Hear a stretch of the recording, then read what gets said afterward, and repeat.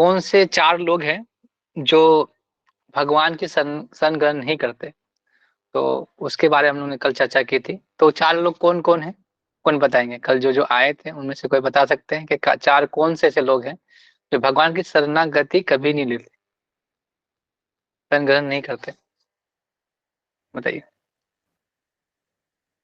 पहला तो प्रभु जी मूर्ख लोग। हाँ, मूड। और दूसरे? दूसरा नराधम। हम्म। तीसरा भूल गई? जैसे चौथा बता। निर्विशेषवादी। निशेषवादी।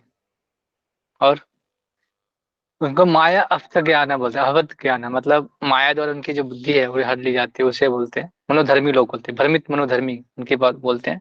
और चौथे नास्तिक या असुर, असुर भाव में आश्रित बोलते हैं, जो भगवान के अस्तित्व को मानते ही नहीं, अवतार को मानते ही नहीं।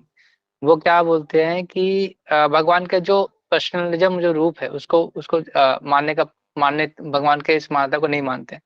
ऐसे 4 लोग हैं जो भगवान की शरणागति बहुत मुश्किल है। ऐसे मूढ़ लोग क्या होते हैं? जो मूर्ख लोग है वो भगवान ऐसे, वो पूरी तरह से क्या एनिमल्स, मतलब पशु के समान है। क्या करते हैं? खाना पीना रहना सोना, वही काम उनका। और दूसरे जो नराधम है, जो सामाजिक आर्थिक गतिविधियों को विकसित विकास करना ही सबसे सर्वोत्तम समझते हैं। और जो धार्मिक है, जो ईश्वर विहीन समाज को चलाते रहते हैं। तो ऐसे लोग हैं जो वो अपनी जो पूजा वगैरह भी करते हैं तो किसके लिए करते हैं कि कुछ अगर नहीं मिल रहा है उसको फिर छोड़ देते हैं ऐसे लोग। तो जैसे हम लोग कल ने उदाहरण दिया जगाई मधाई जैसे नराधम है, जो अच्छी योनियों में अच्छे अच्छे वर्णों में जन्म लेने के बावजूद भी क्या करते हैं? वो उसका आचरण नहीं करते। वैसे लोग भी नराधम, जो अपने ही धर्म से नीचे करते हैं, अधम लोग वैसे बोलते हैं। उसके बारे में बात की थी।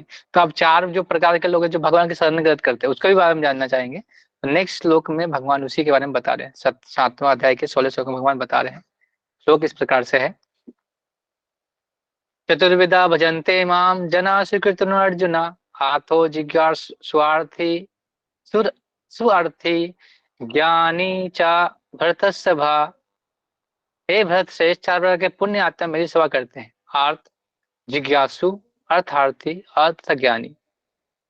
यहाँ पे 4 प्रकार के लोगों में बता रहे हैं। चतुर्विधा भजन्ते माम जना स्वीकृतन अर्जुन, तो अर्जुन को बता रहे 4 लोग हैं जो मुझे हमेशा पुण्य आत्मा जो मेरी सेवा में लगे रहते हैं।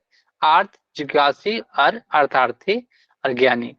तो दुष्कृति का सर्वथा विपरीत ऐसे लोग हैं। दुष्कृति के बारे में हम लोग पढ़े थे। तो यहाँ पे जो शास्त्रीय विधि विधान का दृढ़ता से पालन करते हैं वो स्वीकृति निकलाते हैं। एक हम दुष्कृति पढ़े थे कि जो विरुद्ध काम करते हैं, जो भगवान के विरुद्ध काम करते हैं, भगवान के विरोधाभास काम करते हैं, भगवान जो शास्त्र में बोलते हैं उसके उलट काम करते हैं। और दूसरे जो लोग हैं स्वीकृति, जो भगवान के दिए गए शास्त्रों में जो लिखे गए हैं विधि विधान का पालन करते हैं, अर्थात वे लोग होते हैं। तो नैतिक तथा सामाजिक नियम को मानते हैं और परमेश्वर के प्रति निवैधानिक भक्ति करते हैं। इन 4 लोगों में 4 श्रेणियां हैं। जो पीड़ित हैं और जिन्हें धन की आवश्यकता है, उन्हें जिज्ञासा है, उन्हें परम सत्य का ज्ञान होता है। ये सारे लोग विभिन्न परिस्थितियों में परमेश्वर की भक्ति करते रहते हैं। जिज्ञासु मतलब वो जिज्ञासा करते हैं कि भगवान के बारे में जानने के लिए, अपने बारे में जानने के लिए वो जिज्ञासा करते हैं। बोलते हैं ना, पहला जो वेदों में जो पहला है जो वेदांत सूत्र में अथातो ब्रह्म जिज्ञासा। यहाँ जिज्ञासु लोगों की बात हो जो जिज्ञासा करते हैं ब्रह्म की, भगवान के बारे में, अपने बारे में जानने के लिए, उस जिज्ञासा को। तो जो जिज्ञासु लोग हैं वो जानना चाहते हैं कि मैं कौन हूँ, भगवान से मेरा संबंध क्या है। वो परम सत्य के बारे में जानना चाहते हैं। ये सारे लोग विभिन्न परिस्थितियों में परमेश्वर की भक्ति करते हैं और वो क्या करते हैं? हमेशा कितनों भी परिस्थितियां खराब हो वो भगवान की सेवा करने में पीछे नहीं रहते, सेवा करते रहते हैं। वो शुद्ध भक्त नहीं है क्योंकि वे शुद्ध भक्त तो नहीं, क्योंकि वो भक्ति के बदले कुछ महत्वाकांक्षा की पूर्ति करना चाहते हैं। शुद्ध भक्ति निष्काम होती है तो उसमें किसी लाभ का आकांक्षा नहीं होती है, और भक्ति संदेह में इसकी पुष्टि की गई है। तो जो जिज्ञासु तरफ चाहते हैं, मतलब जानना भगवान के बारे में, लेकिन वो शुद्ध भक्ति का लक्षण नहीं है। वो थोड़ा सा महत्वाकांक्षा भी रखते हैं, फिर भी वो चाहते हैं कि भगवान के शरण में जाए, उससे उसके बदले कुछ मिले, उसकी आवश्यकता का काम करते हैं। तो जैसे शुद्ध भक्ति क्या है? निष्काम कर्म में आती है। जो शुद्ध भक्ति है निष्काम कर्म से भी ऊपर है। मैंने बताया जैसे हम लीडर पढ़े थे, कर्म कांड, सकाम कर्म, निष्काम कर्म, ज्ञान, ध्यान, फिर जाके भक्ति योग में आता है। तो निष्काम कर्म में भी कोई लोग पड़े जाते हैं। उसमें भी क्या आती है कि कर्ता जब तक मानते रहेंगे तो हम शुद्ध भक्ति के जो भक्ति में नहीं पहुंच पाएंगे। तो कर्ता भी नहीं मानना है निष्काम कर्म में, तब उस आकांक्षा में भी रहते हैं कि लाभ की आकांक्षा नहीं रहती, तब जाके हम शुद्ध भक्ति में जाकर रह सकते हैं। तो ही भक्ति समृत सिंधु में बताते हैं भगवान के जो भक्त कैसे हैं, भगवान के भक्त कैसे हैं, शुद्ध भक्ति का लक्षण कैसे है। तो भक्ति सिंधु सिंधु में बताते हैं, अन अभिलाषिता शून्यम ज्ञान कर्म अनावृतम अनुकूलिने कृष्ण अनुशीलनम भक्ति रुचतम रुत्तम। बोलते हैं कि मनुष्य को चाहिए कि परमेश्वर कृष्ण की दिव्य प्रेम भक्ति में किसी सकाम कर्म अथवा मनोधर्म द्वारा भौतिक इच्छा लाभ की इच्छा से रहित होकर कार्य करे या होकर करे, यही शुद्ध भक्ति कहलाती है। सकाम कर्म जैसे हम कोई पूजा करते हैं तो हमको क्या चाहिए, हमको गाड़ी चाहिए, घर चाहिए, इसके लिए पूजा कर रहे हैं, ये सकाम कर्म है। मुझे अच्छी सुंदर स्त्री चाहिए, सुंदर पति चाहिए, ये भी एक सकाम कर्म है। भगवान की पूजा क्यों कर रहे हैं, हमको कुछ प्राप्त करना है। तो इस भावना से, ये भावना शुद्ध भक्ति नहीं है सकाम कर्म का। तो इस भावना से निकलना, अन्य अभिलाषिता शून्यम, मतलब कोई और अभिलाषा ना हो भगवान के अलावा, ज्ञान कर्म अनावृतम अनुकूलनीय न कृष्ण अनुशीलनम भक्ति उत्तम, मतलब बोल रहे हैं कि जो कृष्ण के लिए हो और कृष्ण को जो प्रिय हो वो वैसा कार्य करना भगवान के लिए, तभी जाके शुद्ध भक्ति के में पहुंच सकते हैं। तो हम जब अपने लिए काम करते हैं सकाम कर्म के लिए, तब तब तक आप इस शुद्ध भक्ति में नहीं पहुंच सकते, वो शुद्ध भक्ति नहीं कहलाती। जब ये चार प्रकार के लोग परमेश्वर पास भक्ति कर ले आते हैं तो शुद्ध भक्ति की संगति से, मतलब ये भक्ति में शुद्ध भक्ति नहीं है, लेकिन ये सेवा में लग सकते हैं बाद में जाके। तो जब ये भगवान के भक्तों के संदर्भ में आते हैं, संपर्क में आते हैं, शुद्ध भक्तों के संपर्क में आते हैं, अर्थ जिज्ञासु और अर्थार्थी और ज्ञानी लोग, तब क्या होते हैं, वो जाके भगवान की भक्ति करना शुरू कर सकते हैं। तो अगर आप भी इस कैटेगरी में हैं और भगवान के भक्तों की संगति में जो आते हैं, फिर बहुत लोगों को जिज्ञासा होती है भगवान के बारे में जानने में, तो खोजते रहते हैं कि कौन मुझे बताएगा। तो वो खोजते खोजते हैं, कोई ऐसा व्यक्ति मिल जाता है, भगवान के भक्त मिल जाते हैं, उनके आंसर करते हैं, फिर वो उस पर क्या हो जाता है, उनमें उनको पता चलता है कि हाँ ये सब जिज्ञासा, जब वो पता चलता है कि हाँ ये सारी चीजें करने से भगवान की प्राप्ति हो जाती है, तो क्या करता है, धीरे धीरे वो भक्ति में लग जाता है और धीरे धीरे जाकर वो फिर जाकर शुद्ध भक्ति में पहुंच सकता है, अगर वो धीरे धीरे प्रैक्टिस करेगा उसी चीज को। तो जहां तक दुष्कृतियों का, दुष्ट लोगों का प्रश्न है, वो उसकी भक्ति करना दुर्ग, जो चार लोग जो मैंने बताया पिछले वाले का, उन लोग तो सोचते ही नहीं ना, सोच ही नहीं रहे जिज्ञासा करने की, ना अर्थ समझने का प्रयास कर रहे किसी चीज का, तो तब तो पहुंच ही नहीं सकते। लेकिन ये लोग कम से कम भगवान की भक्ति कर सकते हैं, ये शरण ग्रहण कर सकते हैं, अगर भक्तों के संगत में आते हैं या कोई अगर ऐसी कृपा प्राप्त हो जाए तो वो जल्दी संगत में आ सकते हैं। किंतु इनमें से कुछ लोग शुद्ध भक्ति के आने पर शुद्ध भक्त बन जाते हैं। जो लोग सदैव सकाम कर्म में व्यस्त रहते हैं और संकट के समय भगवान के पास जाते हैं, और तब वे शुद्ध भक्तों की संगति करते हैं, तब विपत्ति में भगवान के बंधु बन जाते हैं। कुछ लोग ऐसे भी होते हैं जो संकट के समय आता है तो क्या करते हैं, भगवान के पास जाते हैं कि भगवान मुझे बहुत संकट हो रहा है, मुझे बहुत धन की कमी हो रही है, मुझे ये जीवन अच्छा पसंद नहीं है। तब उस समय अगर कोई अच्छा भक्त मिलता है और जब वो शुद्ध भक्तों की संगति में आता है, तो वो क्या होता है, उस विपत्ति में भगवान को क्या बन जाता है, भक्त बन जाता है। वो भगवान के भक्ति के, जब भक्तों के संगत में आता है तो भक्ति आ जाती है, और उसका संकट भी पता चलता है कि संकट तो क्या है, ये तो होने ही वाला है जगत में, तो खलम शाश्वतम। तो धीरे धीरे वो जब संगति में आता है भक्तों के, तो अभी वो भगवान के शरणागत में पहुंच जाता है। तो ऐसे ये पहले कैटेगरी के लोग ऐसे हैं जो क्या है, आ, जो जिज्ञासा के माध्यम से आ रहे हैं। एक तो एक अपने सकाम कर्मों में व्यस्त रहते हैं, लेकिन साथ संकट से जब भगवान के पास जाते हैं, तो हो सकता है कि शुद्ध भक्ति की संगतों में आके, जैसे हम बहुत सारे मंदिरों में जाते हैं, हम कभी टेम्पल में जाते हैं, हम मांगते हैं कि हमको ये चाहिए, हमको ये चाहिए, हमको ये इच्छा पूरा कर दीजिए, तो हम सुखी हो जाएंगे। लेकिन हमको पता होना चाहिए कि ये कोई भी चीज हमको सुख नहीं कर सकती जगत में, हमेशा दुख में डालेगी। लेकिन जब हम शुद्ध भक्त कोई आकर हमको समझाता है, भक्त हमको समझाता है कि नहीं, ये सारी चीजें टेम्पोररी है, अस्थाई है, तुम्हें ये हमेशा सुख नहीं दे सकती, तो वो जब समझ जाता है कि हाँ भगवान के समक्ष हम अगर निष्काम भाव से हम भगवान की भक्ति करेंगे, तो धीरे धीरे हम इस जगत से भी निकल जाएंगे और ये विपत्ति स्वयं हमेशा के लिए क्या हो जाएगा, समाप्त हो जाएगा। तो ये समझ लेता है तो फिर वो पूरी तरह से भगवान का शरणागत हो जाता है। तो कम से कम ये तो एक स्टेप आगे है ना, जो पिछले वाले जो लोग हैं वो तो और नीचे है, मतलब नराधम, मतलब वो अपने सिवा किसी का सोच ही नहीं रहे, तो वो फिर तो आगे नहीं बढ़ सकते। वो अब भगवान के अस्तित्व को ही नहीं मान रहे हैं, भगवान के अस्तित्व की भगवान को से ईर्ष्या भाव रख रहे हैं, तो ऐसे लोगों को कभी भी इस जगत से कृपा प्राप्त जगत से कभी शरणागत से नहीं हो सकता ऐसा। तो जो बिल्कुल हताश होते हैं कभी शुद्ध भक्तों के सेवन करने आते हैं और ईश्वर के विषय में जानने की जिज्ञासा करते हैं। इसी प्रकार सुख चिंतन जब ज्ञान के प्रत्येक क्षेत्र से हताश हो जाते हैं तो वे कभी कभी ईश्वर को जानना चाहते हैं, भगवान की भक्ति करने आते हैं। आप भी किसी आपके जीवन में भी कभी कभी हुआ होगा, मेरे जीवन में तो हुआ है। मेरा एग्जाम मैं दे सकता हूँ कि जब मैं बहुत ज्यादा डिप्रेस था, बहुत चीजों से बहुत चीज हुआ था जीवन में, तो मैं जब हताश हो गया था तो मैं किसी गया था मैं टेम्पल में, मुझे भी अभी भी याद है 2017-18 की बात है। उस समय मैं गया था दिल्ली। दिल्ली में ईस्ट ऑफ कैलाश मंदिर है, वहां पे एक प्रभु जी थे। मैं पहले जानता था उनको, तो मैं बहुत डिप्रेस था। मैं दिल्ली में थोड़ा सा सोचा चलो दिल्ली में जाके कुछ करता हूँ, कुछ आगे कुछ करने का और प्रयास करता हूँ। तो मैं गया वहां पे। तो उस समय मुझे कुछ समझ में नहीं आता मुझे करना क्या है, और मैं बहुत हताश था जीवन में आगे करना क्या है। तब जाके मैं उनसे मिला। तो उन्होंने मैं जब भगवान का दर्शन किया, राधा पार्थ सारथी का, फिर वहां पे रहा एक दिन मंगल आरती में गया। फिर जब वो प्रभु जी ने मुझे समझाया कि देखो ये जीवन में चलते रहता है, जो जीवन में जो परमानेंट है वो चीज है क्या, भगवान की भक्ति। वो भक्ति अगर करते रहेंगे तो अपने जीवन में फिर अच्छे से हम कहा सकते हैं निकल सकते हैं।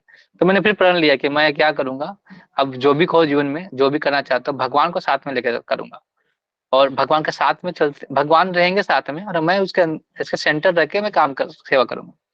ऐसे ही करके मैं धीरे धीरे जब आगे मैं पूरे 2015 में मुझे वो भगवद गीता मिल चुका था, लेकिन फिर भी मैं बहुत 2018 में 2017-18 में का बात है उस समय, तब मैं बहुत हताश था। इस प्रकार से मुझे भगवान ने फिर निकाला। इसलिए मैं किसी भी परिस्थिति हो जाए, कहीं परिस्थिति भगवान को नहीं छोड़ना चाहता। मैं चाहता है कि कोई भी परिस्थिति हो भगवान हमारे साथ रहते हैं। वो कोई परिस्थिति दे रहे हैं तो उनका उनका कुछ होगा, महत्वाकांक्षा होगी, कुछ वो भगवान का प्लान है।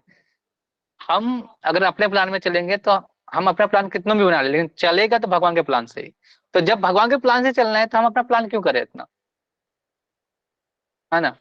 तो तो ऐसे बहुत से लोग हैं जाते हैं, बहुत आपके जीवन में भी होगा, बहुत हताश हुए होंगे तो आपके कोई कोई बहुत हताश के कारण भगवान के पास जा गए होंगे। तो जब वो हताश के पास गए तो जब वो सोच सोच समझे कि जीवन में हताशता आती रहती है, दुख तो आते रहते हैं, जैसे निकलना कैसे है, तब ये दिमाग में आता है, जिज्ञासा आती है कि चलो तो ये चीज जीवन में तो हो रहा है, फिर निकलेंगे कैसे। तब कोई भक्तों के संपर्क में आते हैं या भगवान कोई आते हैं हमारे जीवन में, वो क्या करते हैं हमें उससे निकालते हैं। तब पता चलता है नहीं, ये जीवन से ही जगत से ही मुक्ति हमारी सबसे बड़ी, और भगवान के शरणागति ही सबसे उच्चतम चीज है। तो हम उसमें लग जाते हैं, करने प्रयास करने लगते हैं। यहाँ पे लिखते हैं इस प्रकार से निराकार ब्रह्म अंतर्यामी परमात्मा के ज्ञान को पार कर जाता है, और भगवत कृपा या उनसे शुद्ध भक्त की कृपा से उनका साकार भगवान का बोध हो जाता है। जैसे बहुत लोग निराकार का ब्रह्म की पूजा करते हैं। मैं भी जब एक सेंटर था, प्राणी खिलिक सेंटर, उसमें से लोग बोलते थे कि नहीं एक ज्योति है भगवान, उस ज्योति के रूप में उसको पूजो, वैसे करो। तो मुझे तब लगता था, फिर भी लगता था कि ऐसा ऐसा तो ज्योति है, तो ज्योति तो निराकार वस्तु है, जब वो एक बिंदु के टाइप है तो फिर हम तो साकार हैं, तो ऐसा कैसे हो सकता है कि भगवान वो निराकार से आ सकते हैं। तो वो जवाब नहीं दे पाते थे क्योंकि वो उनके पास आंसर नहीं था। तो मुझे हमें मैं बहुत जगह पे गया संस्थाओं में, मुझे मिल नहीं रहा था जवाब इसका कि चलो ठीक है ये सब चीज जो है, लेकिन आत्मा के बारे में कोई नहीं बता रहा था। तो आत्मा के जो अस्तित्व के बारे में कोई नहीं बता रहा था। तो जब ये उसको कोई भक्त मिलते हैं, वो जो भगवत भक्त मिलते हैं, कृष्ण भक्त मिलते हैं, वो क्या बताते हैं, आत्मा के बारे में बताते हैं, तो हम क्या सकते हैं उससे साकार भगवान के बोध हो जाते हैं। जो सत्य चित्त आनंद के विग्रह हैं उनका जब बोध होता है, तब हम जो ये निराकार ये चीजें हमको भूल जाते हैं। फिर मैंने वो कोर्स भी किया था, मैं प्राणी के कोर्स 3rd लेवल तक किया मैं, लेकिन मैं वो प्रैक्टिस मैंने छोड़ दिया। मैंने बोला कि जो आत्मा है वो बेस्ट सबसे सबसे महत्वपूर्ण चीज है। ये जो चीज हम शरीर के लिए कर रहे हैं, वो शरीर के लिए कर रहे हैं, तो वो उतनी जरूरी नहीं है। जितने हम आत्मा के बारे में जानना, आत्मा के बारे में बोध करना, भगवान के बारे में बोध करना, वो जरूरी है। तो ये कब हुआ, जब कब हम भक्तों और भगवान के जब कृपा प्रदान होती है, तब हम जाके तब इससे निकल सकते हैं। तब तो इसके लिए स्टेप क्या है कि जिज्ञासा करने वाला होना पड़ेगा ना, अर्थात ही होना पड़ेगा, ज्ञानी थोड़ा होना पड़ेगा, ज्ञान का अर्जन करने के बारे में सोचना पड़ेगा। ना तो आप अगर धम अधम रहेंगे या मूड रहेंगे या मानेंगे ही नहीं अस्तित्व को, कम से कम निराकार ब्रह्म को तो मान रहा है कोई, अगर वो भी नहीं मान रहे हैं तो फिर कैसे आप उसके आगे ज्ञान को प्राप्त कर सकते हैं। तो ये ऐसे लोग भी शरणागति हो सकते हैं।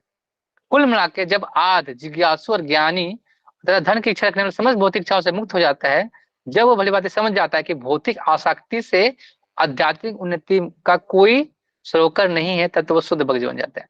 तो जब वो लोग सोचते हैं, जब हम लोग शुरू में होते हैं कि हम ये ज्ञान प्राप्त करेंगे, भगवान के ज्ञान हो जाएगा, भगवान के भक्ति उनके बारे में अगर लीला जान जाएंगे, उसके बारे में समझ जाएंगे, और हमें धन की भी इच्छा होती है कि चलो हम भगवान से प्रार्थना करेंगे, हम भक्ति करेंगे, भगवान से हम धन की प्राप्ति भी करनी है, ऐसी भी इच्छा से बहुत लोग आते हैं। तो लेकिन जब हम धीरे धीरे भगवान की भक्ति करने लगते हैं, तब जब हम धीरे धीरे इस भौतिक आसक्तियों से सीधे आध्यात्मिक उन्नति की ओर बढ़ते हैं, तो जो भौतिक मटेरियल चीजें, इच्छाएं जब कम होती जाती है और आध्यात्मिक चीज बढ़ते जाती है, तो हमारा जीवन धीरे धीरे हम शुद्ध भक्त के जो पथ पे चलने प्रारंभ कर देते हैं। जितना ज्यादा भौतिक चीजों से अनासक्त होते जाएंगे और आध्यात्मिक चीजों से जितने आसक्त हो जाएंगे भगवान के प्रति, उतनी ज्यादा आप इस जगत से निकलने का जो मार्ग, जो पथ है, मार्ग प्रशस्त मार्ग को हम बढ़ा सकते हैं, जा सकते हैं, चल सकते हैं, उसको बढ़ सकते हैं। सच्चे आप जैसे कैसे समझ सकते हैं कि हमारे जीवन में हम प्रगति कर रहे हैं, कि जब हमारी भौतिक कष्ट जो हमें बढ़ती है जीवन में, कष्ट आते रहते हैं, भौतिक कष्ट आ जाएंगी, धन के प्रति वो कुछ आ रहे हैं, लेकिन आपको पता है कि जगत में कुछ अस्थाई है ही नहीं, सब अस्थाई है। तो हम इसके लिए काम करना छोड़ देते हैं। हम क्या करते हैं, किसके लिए? भगवान के प्रति। अन्य अभिलाषिता शून्यम कृष्ण ज्ञान कर्म अनावृतम, ज्ञान कर्म के लिए नहीं। और क्या करना है? अनुकूल कृष्ण अनुशीलनम भक्ति उत्तमम, मतलब सिर्फ कृष्ण के लिए। कृष्ण के लिए क्या जरूरी है? भक्ति, भगवान कृष्ण भक्ति के लिए क्या जरूरी है, उसके लिए कार्य करने लगते हैं, तब हम पथ में आगे बढ़ने लगते हैं। तो यही जो लोग हैं शरणागति भगवान के प्रति बढ़ा सकते हैं, जा सकते हैं शरणागति के लिए, और कोई नहीं। जब ऐसी शुद्ध अवस्था प्राप्त नहीं होती, तब तक भगवान के दृश्य में लगे भक्त सकाम कर्म संसारिक ज्ञान की खोज में अनुरक्त रहते हैं। अतः शुद्ध व्यक्ति के पहुंचने के लिए मनुष्य को इन सबको लांघना होता है। अगर शुद्ध भक्ति में अब हम चाहते हैं, हम कुछ दिन में जाते हैं हम शुद्ध भक्त बन गए, ऐसा नहीं। जब हम संसार के सकाम करना, हमारी जब इच्छाएं कम हो जाए कि हम कुछ भी कर रहे हैं, तो हमको कुछ इच्छा नहीं, हमको नीच कुछ प्राप्त करना। नहीं तो अभी भी इच्छा है कि नहीं, हम भगवान की भक्ति करें, मुझे ये प्राप्त हो जाए, भगवान मेरे घर में ऐसे शांति, भगवान मेरे घर में ऐसे ऐसा कुछ हो जाए, धन आ जाए, संपत्ति आ जाए, इसके लिए भी हम सोचते हैं। तब तक हम इस सकाम कर्मों से जब तक लांगे नहीं होंगे, संसारिक ज्ञान से जब तक अनुरुक्त नहीं होंगे, तब तक इस शुद्ध भक्ति में नहीं पहुंच सकते हैं। तब तक आप इस जगत जो शुद्ध भक्ति के जो जब तक इस शुद्ध भक्ति का जो स्टेज है वहां तक नहीं पहुंच सकते हैं। तो ये पहला स्टेज है आपका, कि आपने जिज्ञासा की भगवान के बारे में जानने के लिए। चाहे आपकी कोई भी इच्छा रही हो, जिज्ञासा करनी आ रही, आप अगर ज्ञान अर्जन कर रहे हैं, चाहे आप कितनों भी क्या कर रहे हैं, आपको कुछ आसक्ति है धन के प्रति, अगर धन संकट में भी भगवान को याद कर रहे हैं, और धीरे धीरे आप याद किए कम से कम, और कभी आप उस आपत्ति के समय में भगवान के पास गए, और हो सके कि कोई आपको मिल गया उस समय, और आपको भक्ति के जो मूल सिद्धांत से प्रवृत्त करवाया, विपत्ति के समय भगवान के करने का क्या किया आपने? संगति की इस भक्तों की, तो भी जाके आप शरणागत हो रहे हैं, तो धीरे धीरे आप उस भक्ति में आगे बढ़ सकते हैं। सबके जीवन में ऐसा ही है। जितने भी हम लोग आए हैं, तो हमने पहले कभी जब हम जाते होंगे, जब भगवान की भक्ति नहीं आती होगी, जब हम लोग तब जब हम भगवान इतने आसक्त नहीं थे, भगवान के प्रति हमने इतने अनुरक्त नहीं थे, भक्ति में नहीं प्रगाढ़ थे, तो हमें हमारे मन में इच्छाएं होती होगी कि हम भगवान के पास आए हैं, तो मुझे ये चाहिए, भगवान मुझे अच्छी नौकरी दे दीजिए, अच्छा पति दे दीजिए, अपना घर दे दीजिए, अच्छा बंगला दीजिए, ऐसा मांगते हैं। लेकिन जब भक्ति में आगे बढ़ते लगता है, हमको लगता है क्यों मांग रहे हैं सब, क्यों चाहिए सब। जब हम पूछने लगते हैं कि अरे हमको ये क्यों चाहिए, क्या करेंगे, यहाँ जगत में सुख है ही नहीं, ये जगत में जब हम सब टेम्पोररी है, हम कुछ लेके नहीं जा सकते हैं, अस्थाई है, अस्थाई तो क्यों करना। अभी जब धीरे धीरे जाते हैं, तो हमारी मन स्थिति जब चेंज होते रहती है आध्यात्मिकता की ओर, तब धीरे धीरे हम इस जो सांसारिक भौतिक चीजों को लांग के हम बाहर आ सकते हैं। हमें यही प्रयास करना है। तो अगर आप क्या है, जिज्ञासु हैं या ज्ञानी हैं, अर्थात ये प्राप्त होता है कि कितने ज्यादा आप भगवान का शरणागत जितने प्रयास हो रहे हैं। तो ये चार चीजों से भी निकलना है। ये पहला स्टेज है कि आपने प्रयास किया, पहला स्टेप लिया। आप उन लोगों से भी अच्छे हैं, उन लोगों से तो अच्छे हैं जो लोग इनको मानते हैं, भगवान की स्थिति को नहीं मानते, बस सिर्फ अपने भूख खाने पीने या उसी सोने खाने में ही लगे रहते हैं, उनसे तो अच्छे हैं। तो आप ये जो चार लोग हैं, ये एक है आप वो भगवान के शरण ग्रहण करने का इच्छा व्यक्त कर सकते हैं, इच्छा ग्रहण कर सकते हैं ऐसे लोग।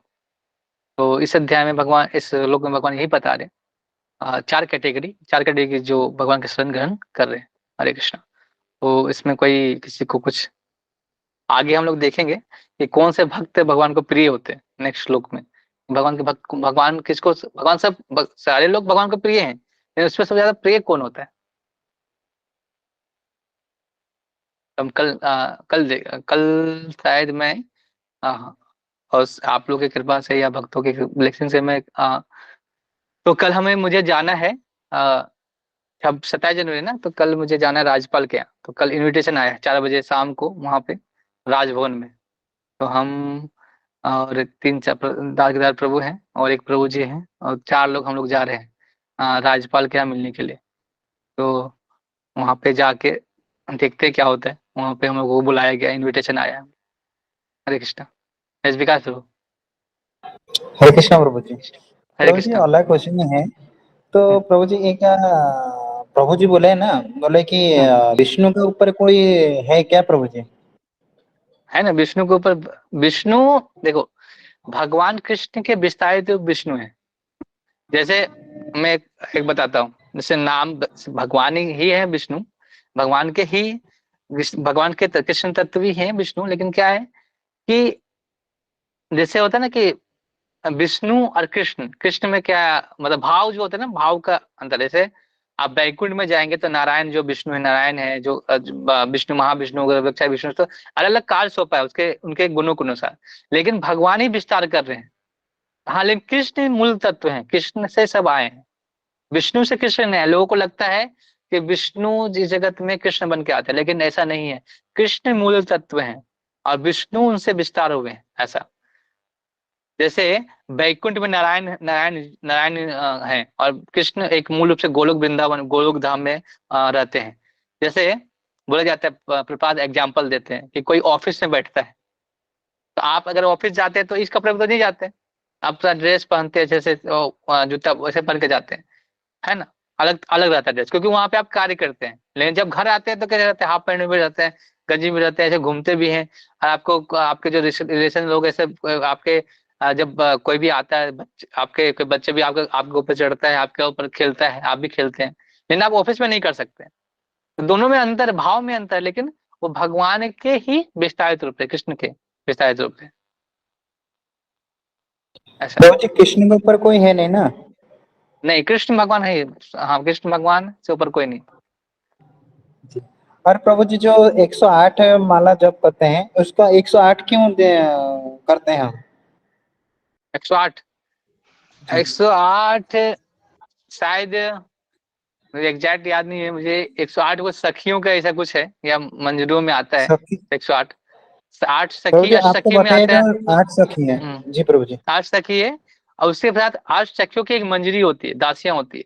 उसमें भी 8 8 ऐसे कुछ होता है। तो एक 108 ऐसे कुछ है संख्या। इसीलिए ये बहुत ज्यादा क्या बोलते हैं, ऑस्पिशियस नंबर है, ऐसे। मैं उसका उसको रेफरेंस दूंगा, फिर बताता हूँ मैं आपको अच्छे से, जी एक बार देख के बताता हूँ। जी प्रभु जी, इतना प्रभु जी, थैंक यू प्रभु जी। ऐसे हरे कृष्ण। बस कोई क्वेश्चन हो?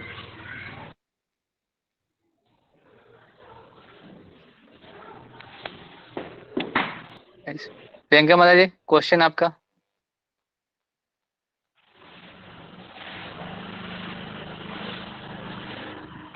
दीपू प्रभु। हरे कृष्ण बाबा। हरे कृष्णा, बोलिए। हाँ ठीक है बाबा, सब ठीक, सुनिए ना। हरे कृष्ण। ओ, हाँ, तो ये बोलिए बनाते हैं। हाँ, बोलिए।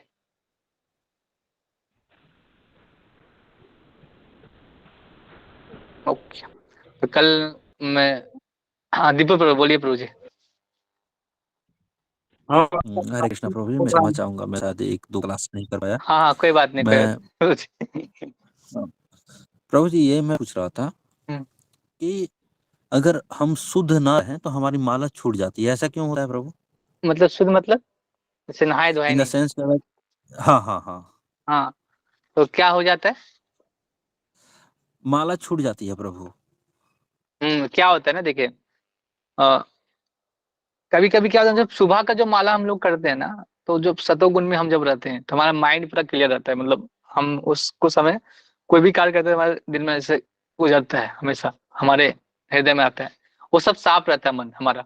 जब हम धीरे धीरे जैसे अब शुद्ध नहीं है तो हमारी चेतना बहुत सारी चीजों से क्या हो गई है, फिर गंदी हो गई है, शरीर भी वैसा ही हो जाता है। तो क्या होता है कि उस नेगेटिव में अगर हम कुछ करना चाहते हैं तो हम क्या होता है, हमें क्या रोकती है, हमारी जब चेतना है हमें रोकती है, माया हमारा बहुत ज्यादा से क्या है। मैं जब जैसे हम बद्ध हैं, तो बद्ध जीव जब तक बद्ध रहता है, जब तक वो नहीं सोचता कि हम भगवान से कैसे पहुंच सकते हैं। तो चेतना उसी प्रकार से, चेतना जब अगर चेतना का जो ढक जाता है अगर उसको स्तर को, तो क्या करता है वो ऐसा शुद्धता, मतलब उसका मन हमारा क्या करता है, ऐसे उधर भागते रहता है, मन में बहुत सारी चीजें इच्छाएं आ जाती है। तो हमें माला करने में बहुत ज्यादा टाइम लगता है, कि हम लगता है कि जैसे आपने देखा होगा, जब सुबह में माला हम एक माला करते हैं, जितना हम मिनट में कर लेते हैं, लेकिन जब शाम कब दोपहर में माला करते हैं तो वो नहीं होता है, लगता है कि कितना टाइम लग रहा है, कितना टाइम लग रहा है।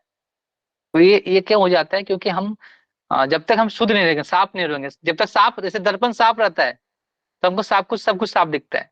लेकिन जब हम गंदे रहते हैं, हम हमेशा से गंदा रहता है, तो हमें भी वैसा ही लगता है, चाहे कुछ भी कर ले आप, भौतिक चीजों में भी ध्यान लगाने की कोशिश करें, पढ़ाई में भी तो नहीं होता है। इसीलिए एक हम जैसे हम तिलक लगाते हैं तो क्यों लगाते हैं, तिलक इसलिए लगाते हैं कि जो हमारा मन, जो मंदिर है हमारा, ये जगह, ये जो हमारा शरीर है मंदिर के जैसा है, तो हम रोज साफ करते हैं, जब हम साफ करते हैं, मंदिर मार्जन करते हैं, तो मार्जन करने से हमारे साथ जो गंदगी निकल जाती है, जब हम जाके फिर उसकी पूजा करते हैं तो हम क्या हो जाएगा, हमें शुद्धता आती है, तब हमें मन लगता है। तो इसलिए हम लोग हमारे से अंदर और बाहर दोनों के लिए शुद्ध करना पड़ेगा। जैसे हम अंदर की गंदगी शुद्ध करने के लिए हम जप करते हैं, लेकिन बाहर का गंदगी तो शुद्ध करने के लिए हम नहाना पड़ेगा। और नहीं करेंगे तो अंदर में जो चीजें हैं वो नहीं जाएगी, वो रुक जाएगा। बाहर में इतनी गंदगी है कि ढका हुआ है कि हम रुक जाएगा, और इतनी इच्छाओं का से ढका हुआ है कि रुकना ही है। इसीलिए हमें प्रयास करना चाहिए। इसीलिए हम जब गंदे होते हैं ना, तो हमें हमें ये सारी चीजें होती है कि हमें मन नहीं लगता चीजों में। क्या आप ये माला तो छोड़ दीजिए, आप अगर पढ़ाई भी करने बैठेंगे तो अगर आप शुद्ध नहीं है तो आपको मन नहीं लगेगा, आपको फिर लगेगा कि क्या कर रहे हैं हम, क्यों कर रहे हैं। वो जो आप वो 2 मिनट का काम है, वो 2 घंटे भी करेंगे तो आपको लगेगा कि कुछ हुआ नहीं, वो काम नहीं हुआ। इसीलिए इस सारी चीजों का हमारे शास्त्रों में अब अंदर और बाहर दोनों की शुद्धता की बारे में बात की गई है, कि हम दोनों तरफ से शुद्ध रहेंगे, तभी जाके हमारा जो अध्यात्म भी है या कुछ भी चीजें हमारे अंदर अंदर एंट्री करेगी। इसीलिए हमें चाहिए कि हमें साफ रहे हमें जीवन में। प्रभु जी। प्रभु जी मैं ये कह रहा था, प्रभु जी एक और प्रश्न था मेरा, अगर आपके पास समय है तो बता सकते हाँ हैं बोलिए मुझे। बोलिए बोलिए ना। हाँ प्रभु जी मैं ये कह रहा था कि जैसे मान लीजिए हम कोई वॉज लेते हैं, मतलब कुछ प्रतिज्ञा टाइप का, या फिर कुछ अपने डिसीजन लेते हैं छोटा सा मन में हाँ कि कल से मुझे अच्छे से रहना है, कल से सारा काम करेंगे। लेकिन प्रभु वो हाँ। कल कभी आ नहीं पाता, क्योंकि मैं इधर 4-5 दिनों से देख रहा हूँ, मेरा शेड्यूल बिल्कुल खराब हो चुका है हम्म। और मैं इसको कर नहीं पा रहा हूँ। प्रभु जी तो ये कैसे ठीक होगा, मतलब इसको ठीक करने के लिए सबसे पहला स्टेप क्या होना चाहिए हमारा? देखिए क्या होता है कि हम सोचते हैं, कल में टालने वाला हमारा जो मन है टालते रहता है, कि चलो आज सो लेते हैं, कल से कर लेंगे। कल हमारा आता नहीं। तो हमें क्या है कि हमें छोटा छोटा स्टेप लेना है। हम चाहते हैं कि एक ही बार हम 4 बजे उठ जाएं, 5 बजे उठ जाएं, कर लेंगे, और एक ही बार हम सब कुछ कर ले, तो ऐसा नहीं होगा। आपको छोटे छोटे स्टेपों में काम करना पड़ेगा। आज आप 1 बजे प्रतिज्ञा लीजिए कि मैं छोटा सा आज इतना सा काम करूं, फिर छोटा सा ऐसा छोटा छोटा स्टेप लूं, तब जाके बड़ा स्टेप होगा। अगर हम शुरू में ही बड़ा स्टेप लेने का प्रयास करेंगे तो नहीं होगा। तो सबसे अच्छा चीज है प्रतिज्ञा लेने का है, कि आप प्रतिज्ञा लेने से पहले आप सोचे कि आप कितना कर सकते हैं। आज आप छोटे सोचो कि आप, मैं अगर लेट उठने का आदत है तो आप सोचो कि मैं क्या करूं, चलो आज आधा घंटा पहले उठूंगा, या फिर सोने का है तो आधा घंटा पहले सोऊंगा। तो उसी प्रकार छोटा छोटा स्टेप लेना पड़ेगा। आप चाहें कि एक ही बार मैं सब कुछ कर लूं तो नहीं होगा, तो एक छोटा छोटा स्टेप लेके काम करना पड़ेगा। ये पहला मैंने अपने जीवन में उतारा है, और जीवन में ऐसा किया है, तो हो सकता है ये आपके जीवन में काम आए। और दूसरा क्या कर सकते हैं आप, कि आप एक प्रण लीजिए कि मैं अगर ये ना कर पाऊं तो मुझे ये चीज नहीं करना है, जब तक मुझे ये काम पूरा ना हो। एक टास्क होना चाहिए कि ये टास्क करना है, तब ये टास्क पूरा करना है, फिर ये टास्क पूरा करना है। जब इस तरह से हम कार्य करते रहेंगे, तब जाके आपको प्रतिज्ञा भी पूरी होगी, आपका कार्य भी होगा। तो छोटा सा स्टेप लेना है, एक ही बार में आप उसको सोल्व करने का प्रयास मत कीजिए कि एक ही बार में हम सब कुछ सोल्व कर लेंगे, ऐसा नहीं होगा। तो आपको छोटा सा प्रतिज्ञा लीजिए, कि आप जैसे आप कुछ क्या करना चाहते हैं सुबह में, कि सुबह हम जल्दी उठें और जब करने का प्रयास करें। तो हम मान लीजिए हम नहीं उठ पा रहे हैं, सुबह में हम हमारा आदत नहीं उठना, तो क्या करेंगे, सुबह हम थोड़ा लेट, अगर मतलब 5 बजे हम नहीं उठ पा रहे हैं, हाँ अगर हम 7 बजे उठते हैं तो हम प्रयास करेंगे 6:30 बजे उठें। एक दिन प्रयास कीजिए, रोज 6:30 बजे, 6:30 बजे करना है, फिर धीरे धीरे अब 6 बजे कीजिए। ऐसे करके धीरे धीरे स्टेप हम बढ़ाएंगे, तब जाके हम फिर हम स्टेज में आ जाएंगे कि हम वो जो प्रतिज्ञा हमारा जो था कि हम 5 बजे उठना है, वो पूरा हो जाएगा। तो एक बार में नहीं होगा, हम छोटे स्टेप में करेंगे तो हो सकता है। ये प्रयास करना है, और क्यों कर रहे हैं ये पता होना चाहिए कि हम सुबह उठ क्यों रहे हैं। मतलब सुबह उठा, उठ के मोबाइल में रील्स देख रहे हैं, ये फिर क्या फायदा है। उठ के हम व्हाट्सएप चेक कर रहे हैं, फिर वो कुछ फायदा नहीं है। उठ के हम गाना कुछ कुछ दूसरा काम करें, तो वो फिर क्यों का, फिर वो फिर उठना भी बेकार है। बहुत से लोग तो सुबह उठ जाते हैं, लेकिन करते क्या है। और लेकिन आपको पता होना चाहिए मैं क्यों कर रहा हूँ, कि मैं चाहता हूँ कि अपने जगत जीवन में उन्नति हो, हम भगवान से जुड़े, आध्यात्मिक प्रगति हो। और ये सारी चीजें आपके जीवन में आ जाएगी, आपके मन में आ जाएगा, तब जाके आप जल्दी से आपकी प्रतिज्ञा ही पूरी हो जाएगी। जैसे आप कोई काम करते हैं, पढ़ाई करते हैं, तो क्यों करना है, पता होता है कि हमें पढ़ाई करेंगे तो नंबर आएगा, नंबर आएगा तो हम अच्छे से मार्क्स आएगा, मार्क्स अच्छे आएंगे तो हम आगे जाके और प्रगति कर सकते हैं। तो उसी प्रकार आपके मन में आना चाहिए कि मैं क्यों कर रहा हूँ, आध्यात्मिक प्रगति होगी, भगवान से ज्यादा जुड़ेंगे, भगवान से ज्यादा जुड़ेंगे तो हम इस जगत के हम भक्ति में आगे बढ़ेंगे, तो हमारे जो जगत से फंसे हुए हैं इतने जन्मों से, इतने कर्मों से, तो हम निकल सकते हैं। निकलना है मुझे, अब नहीं फंसना है जगत में, नहीं जाना है हमको इस दुखालय शाश्वतम में। जब ये क्यों पता चल जाएगा, तो आप हमेशा उठ जाएंगे। जैसे किसी को धन्यवाद जिम्मेवारी प्रभु। होती है ना, जैसे प्रभु जी जिम्मेवारी होती है ना किसी को, कि सुबह उठ के हमको काम पे जाना है, तो क्या करता है वो तो ना नहीं कर सकता। मैं मान लीजिए आपको ऑफिस रहता है 6 बजे, आप जब सुबह में 6 बजे स्कूल जाते थे, तो उठना पड़ता था क्योंकि आपको जाना है। उसी प्रकार आपको पता होना चाहिए कि आपको क्यों उठना है। हाँ, हमको जप करना है, हमको जप करके भगवान का नाम लेना है, अपने आप को शुद्ध करना है, तो क्यों, हमेशा हेतु पता होना चाहिए, किस हेतु से उठ रहे, किस हेतु से कार्य कर रहे।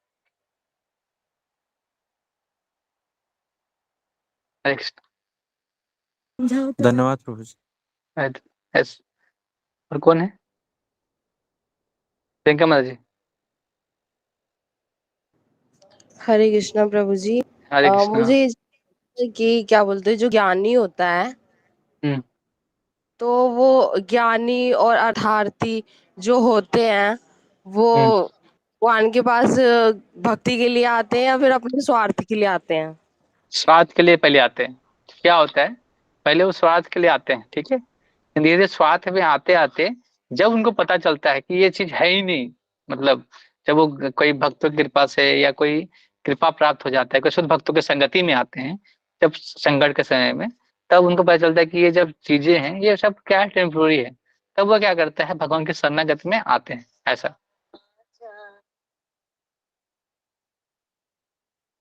जी। देखो, सफरर मतलब जो अर्थ होता है ना, सफरर जो कुछ से सफर है, कुछ दुख में आते हैं। एक है इंक्वायर जो जिज्ञासा करते हैं, और तीसरे इंजॉयर जो चाहते हैं कि कुछ मैं कुछ आ, आ, कुछ प्राप्त करूं, कुछ सकाम कर्मी होते हैं जो कुछ चाहते हैं। लेकिन क्या होता है, जब संकट आता है सकाम कर्मियों पर भी भगवान के शरण ग्रहण करना चाहते हैं, शरण ग्रहण करते हैं। तब वो जब शुद्ध भक्तों की संगति में आते हैं, तो वो धीरे धीरे सकाम कर्मी से वो निष्काम कर्म में प्रवेश कर सकते हैं, ऐसा शुद्ध भक्तों की संगति में आने पर।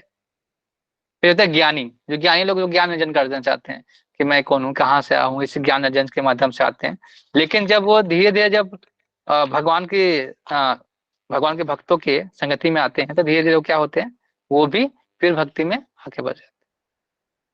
तो यहाँ पे एक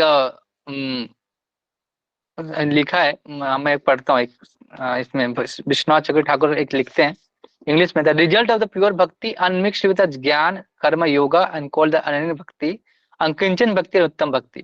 तो जो उत्तम भक्ति के बारे में बोलते हैं विश्वनाथ चक्र ठाकुर, कि जो भक्ति अनमिक्स्ड हो, ज्ञान से, कर्म से, योग से, उसे बोलते हैं अनन्य भक्ति। और which has the many types is the one become the close asset to the Lord with the दास्य साख्य और the रसा। रस में हम लोग जाते हैं ना, कि अलग अलग रसों में हम लोग जाते हैं, दास्य साख्य रसों में हम भगवान की सेवा करना चाहते हैं। ऐसे में तो ज्ञान वगैरह से कुछ मतलब ज्ञान ही होते हैं, लेकिन वो ज्ञान से आसक्त नहीं होते। वो योगा कर्म से अनन्य भक्ति, भगवान की भक्ति के लिए मतलब अनुकूल्य भक्त, कृष्ण अनुशूलनम, मतलब भगवान को क्या प्राप्त है, भक्ति उत्तमम, मतलब भगवान को जो कृष्ण को लिए जो अच्छा है वो काम करते हैं।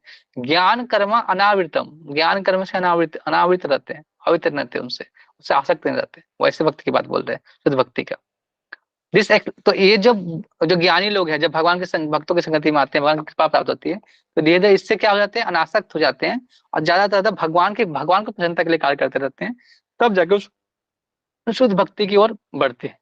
तो पहले भी हम लोग ऐसे ही रहते हैं ना, जब हम शुरू में आते हैं तो कैसे आते हैं, चाहे तो हम कहीं सफर कर रहे होते हैं या दुख में होते हैं, या कुछ हमको जानना होता है, या कुछ हम एंजॉय करना चाहते हैं उसको मांगने के लिए आते हैं, या चौथा क्या है, जो हम लोग ज्ञान अर्जन करने के लिए आते हैं। तो ये चारों कैटेगरी में ही सब लोग होते हैं, तो हम लोग भी उसी कैटेगरी में थे। तो धीरे धीरे जब हम भगवान की भक्ति करना शुरू किए, जब आए, तब पता चला कि नहीं नहीं, ये क्यों करना चाहिए, ये चीजें नहीं है, ज्ञान से भी ऊपर वाली चीजें। तब हम जाके भगवान की भक्ति करने से प्रारंभ कर लिए। तो हमें आसक्त नहीं रहना है, जब तक हम आसक्त रहेंगे सारी चीजों से, तब तक हम दुख में रहेंगे, तब तक हम इस उसका पूरा तरह शरणागत नहीं हो पाएंगे। यस, हरे कृष्णा। यस प्रभु जी। प्रभु जी एक सिंपल सा प्रश्न हम्म, था, मैं थोड़ा सा जवाब नहीं दे पाता हूँ, तो मैं चाहता हूँ वो हम्म, कंटेंट मेरे पास रहे तो मैं जवाब दे पाऊंगा। हाँ हाँ, बोलिए बोलिए ना। प्रभु जी, ये लहसुन प्याज का जो सीन था ना, ये लहसुन प्याज हाँ, क्यों नहीं खाना चाहिए, इसका प्रभु जी हम्म, दो चार हमको वो बता दीजिए कि क्यों नहीं खाना चाहिए, मतलब थोड़ा सा साइंटिफिक वे का आप, भी बता दीजिए, हम्म, थोड़ा सा नॉर्मल, वो कहानी वाला मत बताइएगा, सिर्फ वो साइंटिफिक वे का बता दीजिए कहानी वाला कि मैं क्या बताता ही प्रॉब्लम नहीं हूँ, मैं बताता हूँ, बताओ। मैं है। आपको सिर्फ लॉजिक बता देता हूँ, कहानी छोड़ हाँ, दीजिए। लॉजिक बता आप दीजिए। जी। आपने देखा होगा, किसी को पूछिएगा कि जो लहसुन प्याज जब खाते हैं तो उसका लहसुन प्याज का पूरा टेस्ट आता है ना। आप वो सब्जी का टेस्ट नहीं आता, जो सब्जी हम खाते हैं उसका टेस्ट नहीं आता ज्यादा। क्या करता है लहसुन प्याज, जब हम खाते हैं तो लहसुन प्याज क्या करता है, पूरा उसके टेस्ट को खत्म करके अपना जो टेस्ट फैला देता है। आप वही सब्जी को बिना लहसुन प्याज के बनाइए, जो सब्जी बना रहे हैं उसी का टेस्ट आएगा। ऐसा हुआ है कि नहीं, आप बताइए किसी के साथ, आपने देखा है कभी टेस्ट करके, लहसुन प्याज वाला वो वाला। जब आप लहसुन प्याज नहीं खा रहे तब कुछ भी एक थोड़ा सा पता चलता है तो पहले लगता है ना कि इसमें लहसुन प्याज है, क्योंकि वो लहसुन प्याज क्या करता है, पूरे जो सब्जी का जो टेस्ट है ना बदल देता है। और जब हम लहसुन प्याज नहीं डालते हैं, ये टेस्ट की बात कर रहे हैं हम, जो हम बोलते हैं टेस्ट लगता है, तो अगर प्याज खाना है तो अलग से प्याज खा के देखो कैसा लगता है, मुंह में गंध आता है, मुंह खराब लगता है, ऐसे होते हैं। तो साइंटिफिक रीजन भी ये भी है कि अगर कोई लहसुन प्याज खाता है तो हमारा जो सेक्स डिजायर है, जो काम इच्छाएं और बढ़ती है। आपने देखा होगा, आप पढ़ लेना, गूगल में भी दिया होगा कि जब वो खाते हैं तो हमारा जो काम इच्छाएं, तमोगुण को बढ़ाता है, तो हमारे जो काम की भावनाएं बढ़ती है, सेक्स डिजायर बढ़ते हैं, तो प्याज लहसुन से। और हमारे शरीर में हीट उत्पन्न करता है, हीट फैलाने के लिए काम करता है, हीट उत्पन्न करता है हमारे शरीर को, और भी हीट करता है। तो इसीलिए प्याज लहसुन नहीं खाना चाहिए, साइंटिफिक रीजन हो गया। आध्यात्मिक रीजन ये है कि कोई हम छोड़ना कुछ अलग नहीं है, वो तमोगुण में आता है कि वो क्या करता है, हमारी जो इच्छाएं हैं सेक्स डिजायर को जागृत करता है, इसीलिए हम नहीं खाते।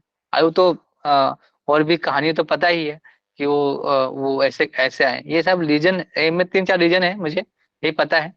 तो आप ये इसको दे सकते हैं। और आप अगर ज्यादा पढ़ना है तो आर्टिकल्स बहुत सारे हैं, आप गूगल में सर्च करोगे तो आपको मिल जाएगा लहसुन प्याज क्यों नहीं खाना चाहिए। धन्यवाद प्रभु जी, प्रभु जी बता दूंगा। ऐसे, टॉक्सिन्स भी तो बढ़ते हैं बॉडी में। हाँ हाँ, टॉक्सिन्स बढ़ते हैं, वो बहुत सारे हैं, बहुत सारी चीजें हैं। टेस्ट का मैंने बताया, टेस्ट का वो चीजें अगर हमारे शरीर में जाती है तो हमारी जो इच्छाएं हैं शरीर की, वो बढ़ती है, और हमारे शरीर में और हीट होता है। इसलिए जो अगर ब्रह्मचारी रहना चाहते हैं, अगर जीवन अपना आप चाहते हैं कंट्रोल करना चाहते हैं, तो उसको नहीं खाना चाहिए। ये ऐसा भी बोलते है। हैं कि में खाते हैं तो लू नहीं लगती है, इसे खाना चाहिए, इसके फेवर में बोलते हैं। देखिए, हम मांस खाने के लिए भी बोलते हैं ना, उन लोग भी बोलते हैं कि मांस तो अच्छा है, उन लोग उसका भी देते हैं कि मांस खाने से हमारा प्रोटीन बढ़ता है। लेकिन आपको हरा मूंग पता है, हरा मूंग, उसमें मांस से भी ज्यादा प्रोटीन रहता है। कोई हरा मूंग खाएगा तो वो भी तो ऑप्शन है, वो तो नहीं बताते क्योंकि उनको खाना है, स्वाद नहीं है बस, वो अपने आप के स्वाद के लिए खाना चाहते हैं। वो कुछ भी बोल सकते हैं उसके लिए, बोलते डॉक्टर ने बोला है ऐसा। हरे कृष्णा।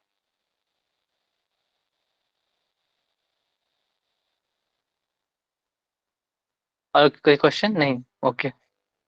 कल क्लास नहीं होगी क्योंकि मैं तो उधर जा रहा हूँ, फिर परसों संडे है, तो हम क्या करेंगे, 27, 28, 29 से क्लास लेंगे फिर से। हरे कृष्णा।